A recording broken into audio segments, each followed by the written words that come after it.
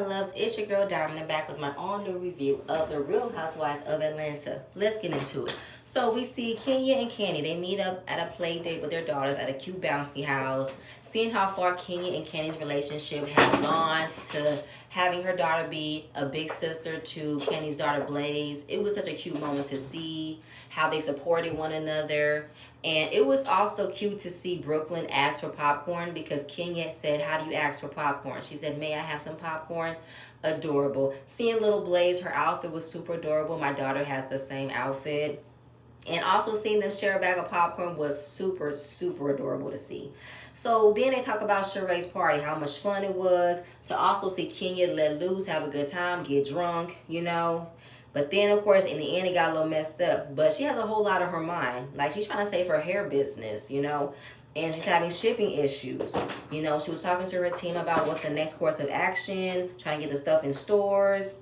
And she's having trouble getting her stuff shipped overseas. During the pandemic, a lot of shipping has been backed up and everything. That's bad news, right? But she received good news to stop over 5,000 CVS stores and Walmart. But how can I be good about giving them merchandise for this when I can't even give them merchandise for Sally's? So Candy asks, "What do you need?" She needs to find a local supplier, trying to get this stuff stored, get this stuff sent out. She hired a new COO who's going to help her organize everything because she can't do it all by herself. So Candy said at the level that she wants to be, she needs to have a team so she can elevate to get to the level of a business that she wants to be. And I love that they had this conversation because Candy is the right person to talk to when it comes to developing multiple businesses. She's the one to talk to, right? And Candy also told her to do not let what this thing is with Marlo ruin your energy when going on the trip, okay? And she said, "I'm not really worried about her. I got a whole lot on my mind. Marlo is non-existent, okay?" So then Candy had the same response about how Marlo has been acting. And even at the party, she was super nice. Then the conversation she had with her about she kicked the boys out because she was going through so much. And of course, this definitely hurt Candy's feelings because she know what it's like. She raised her cousin Melvin. And right now, while raising my own child, you just can't say, get the fuck out. You can't say that to them boys. Because she took in her cousin Mel when he was 11. While raising him and raising Riley, it was a lot. But you got to figure it out because the only feelings that matter are the boys. So she was more worried about the boys. You're supposed to be the Monty. Supposed to come in and save the day. They look up to you when you took them in. When you invite, the kids in your life to be responsible, you put your feelings to the side. And it's kind of like what her and Candy agreed on. The fact that you kicked them out because it was too hard for you, look how the boys are feeling. They've already been through enough trauma with their mother, with how they were brought up. Telling them to get the fuck out, they only puts their trauma at even more detrimental. Them boys are feeling like they're unwanted, unloved, not cared for. This hurts them. You put them right back into the trauma that they've been trying to heal from. And they just like, Marlo needs to get it together because at the end of the day, it's not about her. It's about the boys. We're going to move on. It was Sheree and her designer about designing her joggers. Moving on. Candy's at home packing for the Blue Ridge trip. She's like, do I pack a swimsuit? What do I pack? And also, I have to tell Marlo that Kenya is not coming. She hasn't spoken to Marlo, so Marlo does not know she's not coming. So Candy is trying to be a friend, to have open communication. And will she be mad? Of course. Marlo is the reason why Kenya is not coming. I don't know why she would think anything differently.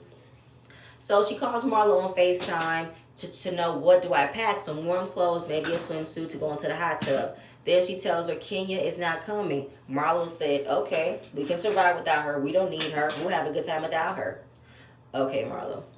So Marlo's at home stressed out about the boys. The room is still a mess. It's still dirty. We see icing in the cabinet. I said, when have you not cleaned this room? Clean this room, Marlo. I know you got a cleaning service. The boys have been gone for how many days now? Clean this room. Oh my God. I hate a cluttered room. I hate a cluttered. Oh God, I hate it. I hate it. Listen, I'm not a, what's the word? Like, I'm a cleanup person. I don't like mess. I don't like cluttered mess. Cluttered mess makes my head hurt. I get nervous around clutteredness. I hate clutteredness. I hate it. Anyway, her sister comes over, tells her what's been going on, and how, the oldest one punched a hole in the wall. She said, you need to send him some anger management. He needs to get that under control, right? So she figured, you need to have more structure. You're being too lenient with them. But then they complain about her being too strict. She said, girl, at the end of the day, if you tell them to clean, come up behind them and watch them clean. Because if you tell them that they're going to do the dishes and they're not doing, they're not going to, respect that. You have to be behind them when you tell them to do something. That's what my mama taught me. If anytime I had to do something and I told her I'm going to do it or I did it, she will inspect and say you didn't do it. So that's when I had to learn, okay, she going to come back in the next 5 minutes. If I'm not getting up and cleaning up, she gonna know I was lying, that I did not clean up my room. Like, you have to learn how to discipline them. They need discipline. They need structure, And, the whole spoiling. She talked about cutting off their phones, disconnecting them. And this is Marlo's second time being a full-on guardian, because when things got rocky with her sister, she would move back in with her mother because her sister was in the foster care system when she was around 14, 15. And she did everything she could do to get her sister out of there. But when things got too tough for Marlo, she kicked her sister out. Her sister moved back with her mother, but that didn't last long either. So basically, this is the same type of cycle. When things get too hard, you push her off for somebody else. And that's what you did to the boys.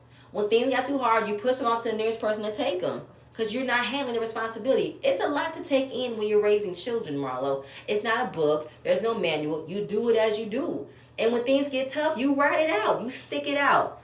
There's no, clock that says, okay, that's it, time's up. You're sticking, stop being a parent now. No.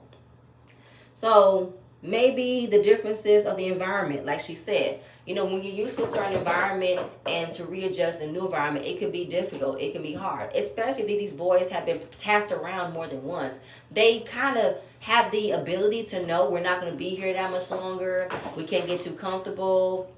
And they're not used to it, So readjust is a difference, and then of course how they've already been bounced around. They don't feel loved, they don't feel cared for, they don't feel any safe place. And I believe you were supposed to be that safe place for them, Marlo, but things got too tough for you. You kicked them out. After 3 years, these boys got comfortable with you. They let their guard down and got extremely comfortable.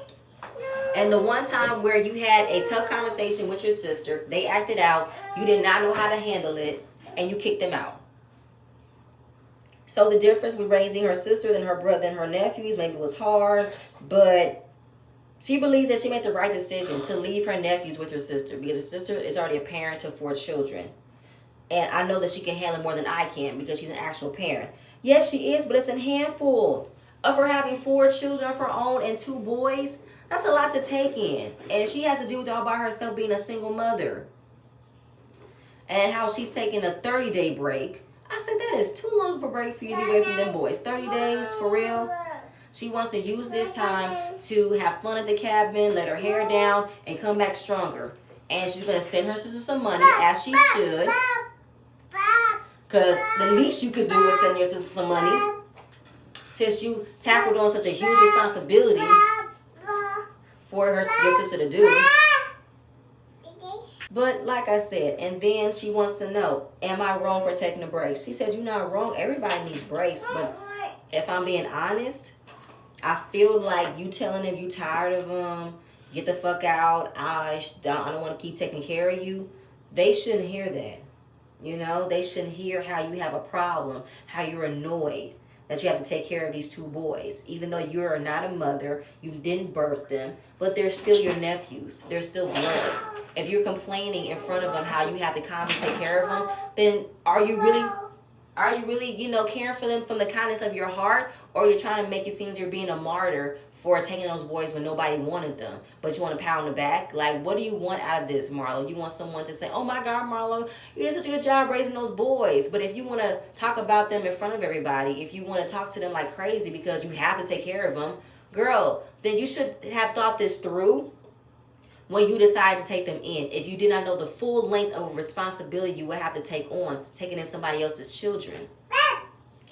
So she gives an excuse as to why she talks like that. She talks like that because of the trait that her mother gave. Yes, her excuse was her mother had a reckless mouth, and her mother talked to her crazy. Her mother would, talk shit about her, talk about any part of any insecurity that Marlo had, and she would call it out. So this is a hateful trait that she hated, that she inherited from her mother, right? She does not want to take it out on the boys, but she will use that same reckless mouth of hers for Kenya, which I found out to be bullshit. You mean tell me you don't want to treat your nephews like shit, but you'll do that same type of mistreatment towards Kenya? That's fucked up, Marlo. You need to break that cycle of not treating anybody like shit, not talking to them like crazy, not degrading them, berating them. Don't do that. Talking about how you don't want to be like your mother. You already there. You are already carrying on the characteristics of what your mother has already done to you, and you're doing it to those boys. It's the cycle is already repeated itself. So, the girls are getting ready for the cabin trip, and we see Sheree and Marlo arrive first, but Sheree has on a boot because she broke her toe trying on some boots in a department store. Her baby toe got stuck inside the boot, and she kept on pushing her foot down and broke her little toe. I said, ouch. Then we see Manietta, Drew, and Candy arrive at her house for them to get picked up. Marla ordered food for them. It was from Candy's restaurant, the OLG. So she wanted the girls to ride in style. So she hired a rental company for them to get rolled in. A Rolls Royce for her and Sheree, and the girls will be driving in an Aston Martin. Now, they're getting in the car, right? Packing up everything. They could not wait to eat the food. The food was smelling good. I'm starving. But the driver said they cannot eat in the car. She said, what the fuck? While they can't eat in the car, we see Sheree and Marlo chopping down a salad in her car. And Candy was like, listen, I don't care about this car, but if I cannot eat in it, I don't want to ride in it. So they said, y'all want to go inside and eat this food? Yes, absolutely. So they go inside and eat. You're going to wait right here while we finish eating. So Sheree and Marlo were headed their way to Blue Ridge Cabin. She told Sheree that Kenya wasn't coming from Candy, and Marlo's in a state of delusion, in the land of milk and cookies, asking, how did her and Kenya get to this place? Why are we here? You know why you're there, Marlo. It's because of you. You have decided to come at Kenya for some odd reason, and I don't know why. Kenya did not do anything to you. You went below the belt as you normally do, and you're mad about the response? How would anybody else feel when you're constantly coming at somebody when they didn't do anything to you? And then Sheree said, I believe the trigger word was you called her a liar. And you done it multiple times before. It flashes back when you lied about, when you got mad you didn't get invited to Kenya's housewarming. And then on live 3 years ago, you said that Kenya was lying about being pregnant. So of course, you kept on harping about what Kenya doesn't do or Kenya lies about. And then how you lied, and then how you pretty much accused her of lying, of being sick.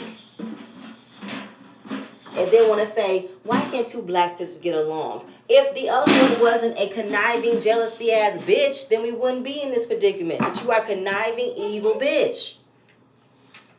So while the girl is waiting outside in the Aston Martin, the girls went inside and ate the food. They had wings. They ate about a good hour, took their leisure time to eat that food, and as they should.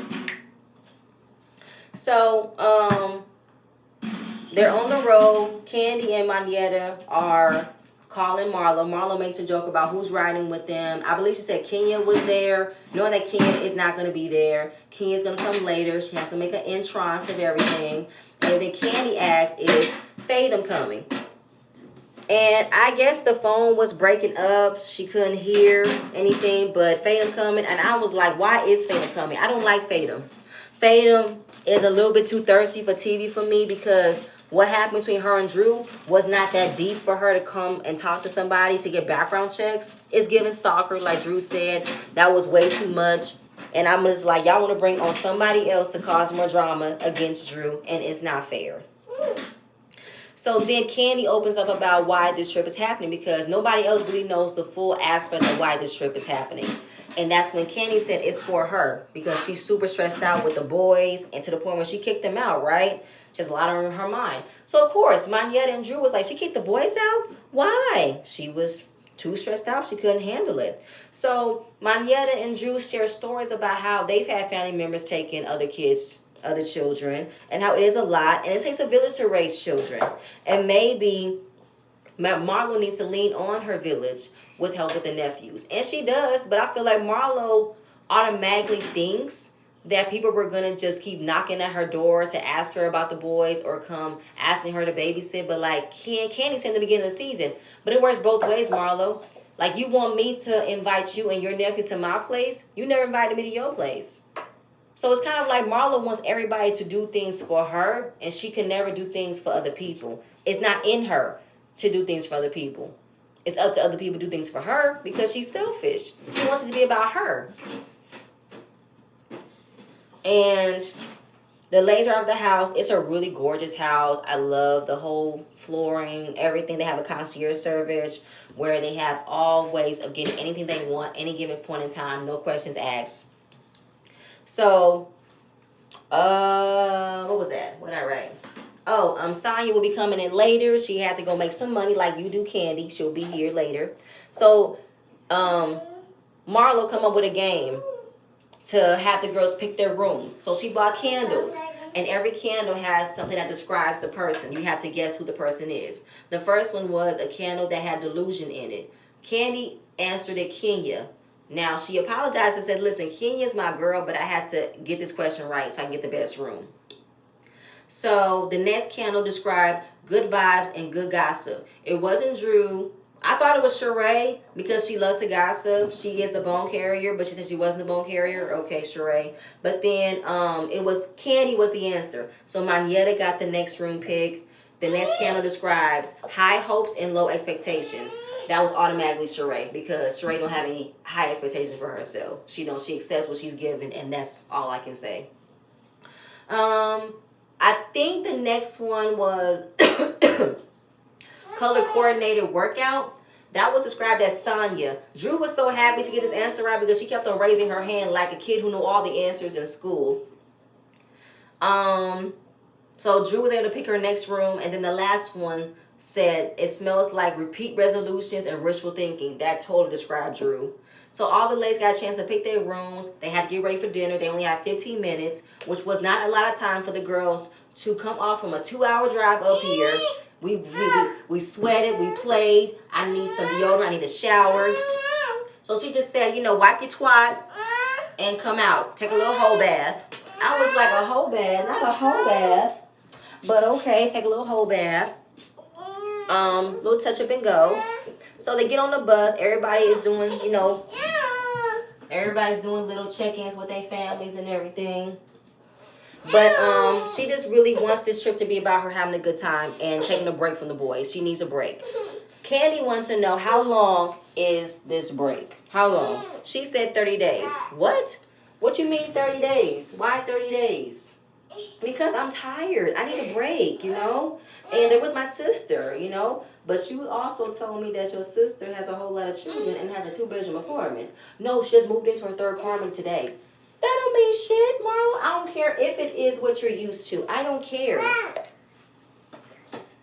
said, I don't care, Marlo, if she just moved into her 3rd bedroom home and that's what you're used to. Listen, I get that. I'm used to that as well. I'm used to moving into other people's houses. I'm used to all other families in one room. I am used to it as well, but I feel like this is still selfish of you to place all of that on your little sister. It's a lot. Your sister is a single mother of 4, and you dropped 2 boys on her lap. There was nobody else to take the boys. Nobody. This is a lot on your sister's shoulder already with being a parent of 4. And then, like Sheree said, she knows what it means to be a single mother of 3 kids. It's hard. But the way that Marlo kicked them out is out of nowhere because nobody else is believing it. Nobody else is believing this storyline that she's now going to become a martyr about wanting to take in her 2 nephews. Now when the going gets tough, you kick them out. And she just says she's super tired. I just don't want the boys right now. I just need a break. I said it before. Take a spa day. Get a massage. A nice long bubble bath. Treat yourself to a nice dinner. That's how you take a break. I mean, you can even have them go for an uncle's or aunt's place for the weekend, a couple of days. That could be your break. But a whole month apart with the boys, that's too extreme for me. That's a little excessive. You don't need that much of a break from them. So The girls arrive at the restaurant. They're ordering some food. They get some drinks. And then Marla wanted to know, when we going to sing Drunk Candy? I've never seen Drunk Candy. She said, you never will. You will never see Drunk Candy. You're going to be the same candy all day, every day. She doesn't really drink alcohol. She's not really into the whole sloppy drunkenness, tipsy turn. She's not into it. Not into it. So Kenya is on her way, and so is Sonya. Drew brings up how she wants good vibe, good energy. Then she brings up how Sonya wants to have an issue because of what happened last time. How she wanted my husband's advice, but then she wanted to shame us by saying we're not as busy, right? Then Kenya texted Candy and said, are they talking about me? She said, girl, no. Okay, well, come outside and get me. So Kenya drove up here in her own car. She did not want to let the girls down. She had an itinerary already about what was happening. So Candy knew that Kenya was about to make her grand entrance. It's only a matter of time. They had the same makeup and hair people. So we knew she was coming. You did not have to tell me. I figured it out. So everybody was excited to see Kenya. Everybody was excited. Kenya was smiling, saying hi, saying hello. She said hello to Marlo. But Marlo was not happy she came, even though they both exchanged pleasantries. And she is now hurt that Candy knew the whole time that Kenya was about to come and how she did not tell her. And now she's not about to let her composure be taken away by Kenya's energy. Girl, it was already composed by the time you saw her.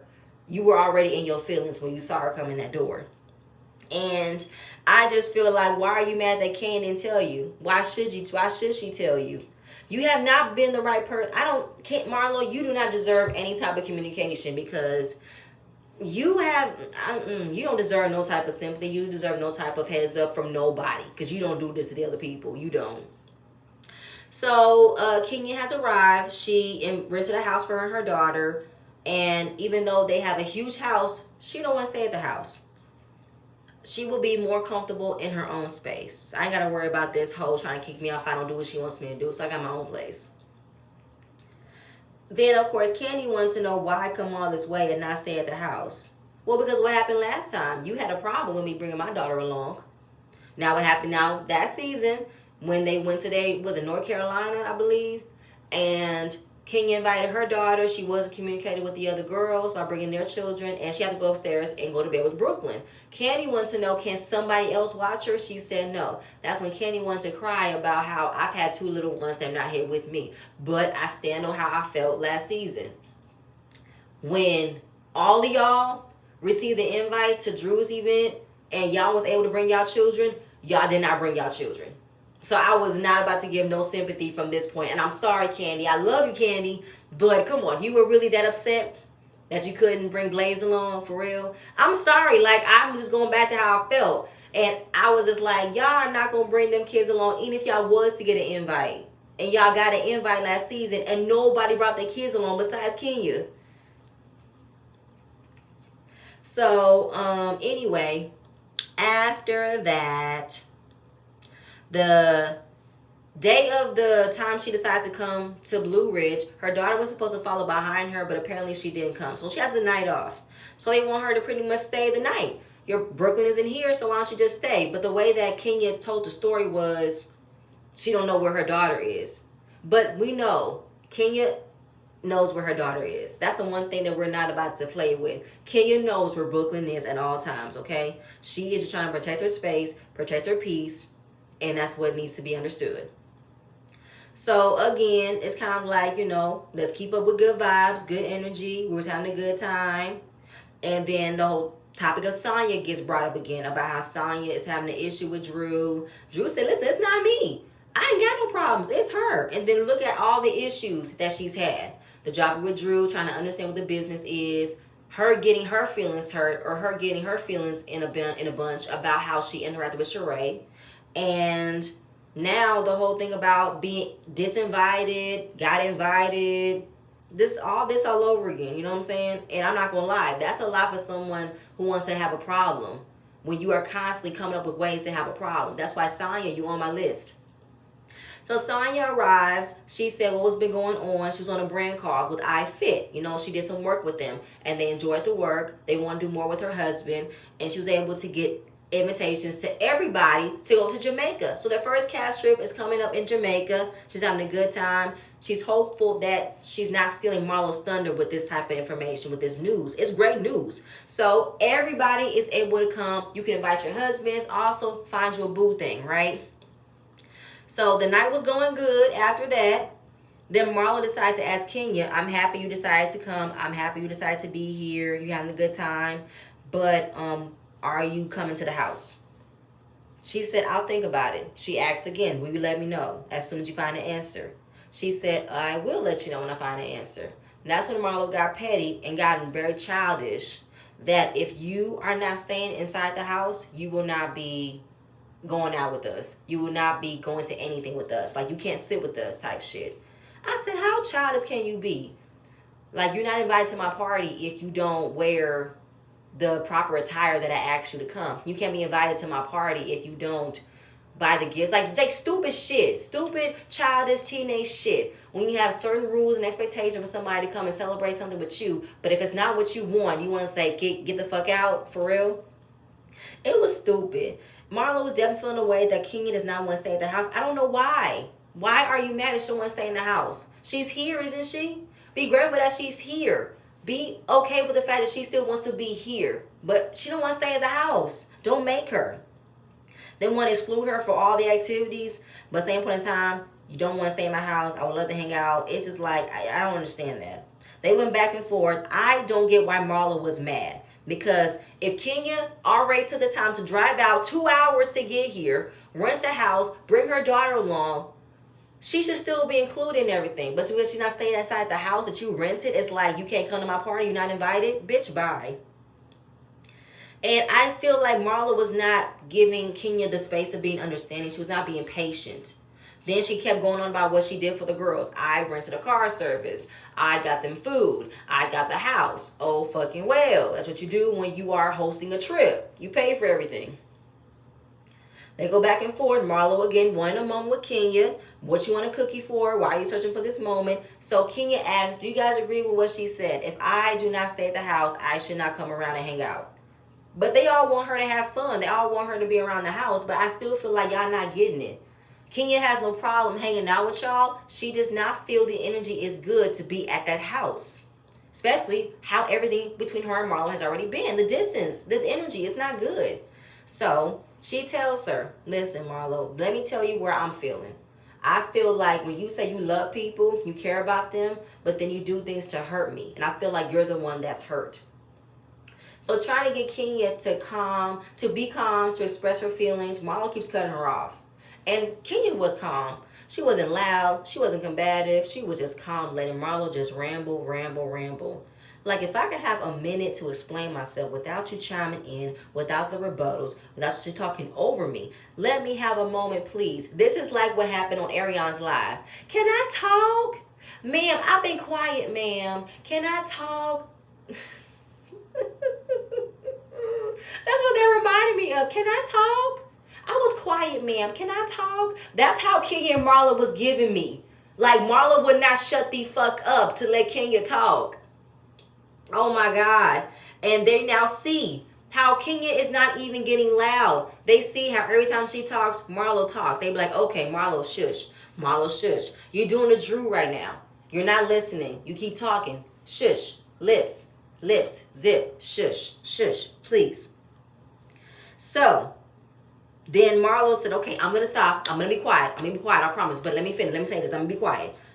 I'm going to be quiet and listen. But I want you to give me the same in return. I'm going to be quiet and listen. And when I'm done, when you're done, I'm going to talk. Will you give me to be quiet and listen? If you shut the fuck up, she can. So Kenya said, I feel like my issue with you is that you're not sincere. You want to be everybody else's friend, but you're not showing up as a friend. You're not genuine. You don't know how to be a friend. You don't know how to love. And if that's the kind of love that you're giving, I don't want that love. That's not healthy. That's toxic. You call me a liar, that I have forgiven you for that. You call me a liar for having a child, being pregnant. You call me a liar. You call me a liar for being pregnant. That was unforgivable, but I forgave you anyway. I decided to start anew with you, and you come right back and accuse me of lying. You get no more chances with me, Marlo. 3 strikes, you're out. Because what you say be so much bullshit. That's how I feel. And that's all I have to say. I'm done. Over Marlo's head. I hate that you feel that way, but I see that you hate that I called you a liar because I do feel like you're lying. What proof do you have that she was lying, Marlo? We seen Kenya coughing. We seen her sick. She sounded sick. Doctor's note. The fuck? Then, of course, talking about how is Kenya a friend if I can't express how I feel? Because what you're feeling is bullshit, Marla. You have no real reason to accuse Kenya of lying. You don't have any real reason. Kenya hasn't done nothing bad to you this season unless there's something was cut out. But I really have not seen Kenya go out of her way to make you look bad. Go out of her way to talk shit about you. She's never done that. But you've taken every opportunity to talk shit about Kenya in your confessionals, in the scene. Like, come on now.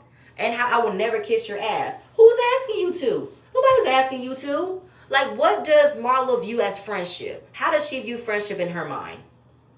So Marlo's spewing out bullshit. How we both are fucked up. We got issues. I have big feet issue, big forehead issues. You said I'm from jail from doing prostitution. You're educated. You're an amazing mother. You speak well. You don't know shit about my nephews. I feel like, you're the queen. I'm supposed to look up to you. And how can we be a village? How can we be a voice for the girls if we can't get to a point where we can be honest and be loving towards one another? Because you don't know how to give it, Marlo. You don't know how to give love. You don't know how to give respect. You don't know how to be genuine. So she blames Kenya how the trip has gone to shit at this point. And I find it fucked up why you're feeling a way why she don't want to stay at the house. You really do feel some type of way why she don't want to stay at the house. Do you not understand why? So then how this is her trip, it's her rules. If you don't like it, take your ass back to Atlanta. I want to have fun for the next 72 hours. I have a lot going on. And I don't want to feel like went on for nothing. Kenya said, I'm over this conversation, Like, can I speak now? Are you finished? She said, no, I'll let you know when I'm done. Okay, because you speak a lot. That's when she pretty much talks shit about herself. How I understand I talk a lot. I didn't have the educational purposes like you. And it's like, you just go so below the belt about yourself and then you bring other people with you. Like, she's putting her foot down. If you're not going to buy my rules, you're not going to be around us. And like, you hate everybody. Kenya said, I don't hate anyone. I just like the things that you do. And I'm telling you why I'm feeling this way. Why things took a turn in our friendship. Based on what you've done to me. And she thinks that all she's done to Kenya is accuse her of lying about being sick. No, bitch, you done more hurtful things to her. You brought up what happened in the past to the present. How you want to say Kenya's bringing up the past. No, you brought them up in present tense. You brought up Mark. You brought up her baby. You brought up her mother. You brought up everything these past couple of episodes, Marlo. You've done them all.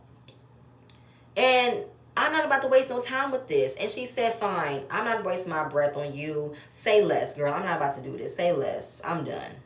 And that was pretty much the end of the conversation because it was awkward. And everybody was like, okay, what should we do? I would say let Drew have, like Drew said, if Kenya does not feel comfortable with the energy in the house, then let her have this night and we can figure out tomorrow because this isn't going to work. Then, of course, Marlo said, let me know when you want to come to the house because I want you to stay. I can't tell, Marlo. I can't tell if you want Kenya around or not because you look for other ways to tear her down. It's kind of like you want to be friends with her, but if she's not trying to be friends with you in the way you want her to be friends with you, you talk shit. You cannot develop a friendship off of conditions. You can't develop a friendship off of if you do this to me, then I can do this to you, or the way that I talk to you, you should be accepting of how I talk to you, and you just still want to be friends with me. Hell no. I do not want to be friends with somebody who talks shit about me every chance they get, who brings up my most painful things towards me, who brings up my most hurtful things in my life. You bringing up my ex-husband who I'm done with. You're bringing up my baby who I'm glad to have. You're bringing up my past relationship with my mother. Like, come on now, bro. You're bringing up my body, my face, my hair, like all this shit. Let's not forget this aggressive ass toast you did last episode. Like, Marlo, oh my God, girl, you need some fucking help. You need some therapy, okay? But y'all, that's it. Next episode gonna be a fucking mess. I'm here for it. But y'all, that's all I have. Please stay tuned for the next video, and I'm gonna see you guys later. Bye.